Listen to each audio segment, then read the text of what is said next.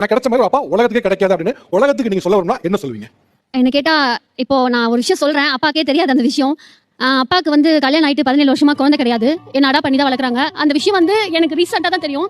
ஆனா இது வரைக்கும் எனக்கு ஒரு லைஃப் கொடுத்துருக்காங்க எங்க அப்பா. இதை வந்து நான் எப்பவுமே மறக்க மாட்டேன். தத்தெடுத்து வளர்த்தாங்களா? அவருக்கு ஒரு அடாப்ட் சைல்டு தான். அதனால தான் சொல்றேன், எங்க அப்பா மாதிரி ஒரு அப்பா இந்த உலகத்துல நான் பார்த்ததே கிடையாது. உங்களுக்கு எப்ப தெரியும் இது?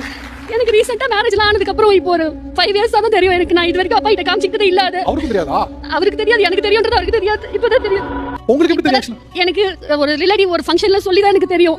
அவரு ஒரு வார்த்தை சொன்னார்ல, அது பொண்ணு செத்துட்டா நானும் செத்துருவேன். பெத்த அப்பா கூட சொல்லுவாரு, எனக்கு தெரியாது. ஆனா சார் ஆமா சார். ஆனா அது எப்படி தெரியும் தெரியாது சார்.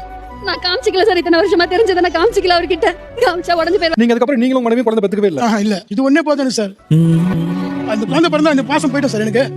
ஊர் வாயை மூடிடலாம், ஆனா அந்த உறவுக்காரங்களோட வாயை சுத்தத்துக்கு மூடவே முடியாது.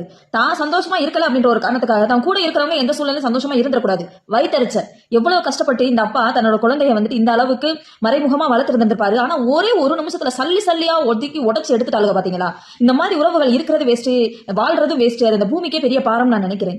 அந்த அப்பாவுக்கு இனிமேல் ஒரு பெரிய குற்ற உணர்வு, பிள்ளைக்கு தெரிஞ்சிருச்சுன்ற ஒரு குற்ற உணர்வு, அவளுக்குமே ஒரு அனாதை நம்மளை அடாப்ட் பண்ணி தான் வளர்க்குறாங்கன்ற ஒரு குற்ற உணர்வு. என்னதான் நன்றி கடன் இருந்தால் நன்றி கடன்ற வார்த்தையை எப்படி ஒரு தாய் தகப்பன்கிட்ட சொல்ல முடியும்? ஆனா அந்த வார்த்தையை சொல்ற அளவுக்கு கொண்டு போய் வச்சுட்டாங்களே. இன்னைக்கு என்னங்க கேரக்டர் இருக்காரு? அப்படி சொந்த பந்தங்களே வேண்டான்ற அளவுக்கு இந்த வாழ்க்கையில மனுஷர்கள் வெறுத்து ஒதுக்குற மாதிரி இந்த சில சம்பவங்களை பண்ணி விட்டுட்டு போயிடுறாங்க. கூட்டு குடும்பமா வாழணும் அப்படின்னு சொல்லிட்டு முன்னாடி எல்லாம் சொல்லிட்டு இருந்தாங்க. இப்ப எல்லாம் எப்ப போதுண்டா சாமி, தனியாவே வாழ்ந்துட்டு போயிடலாம்.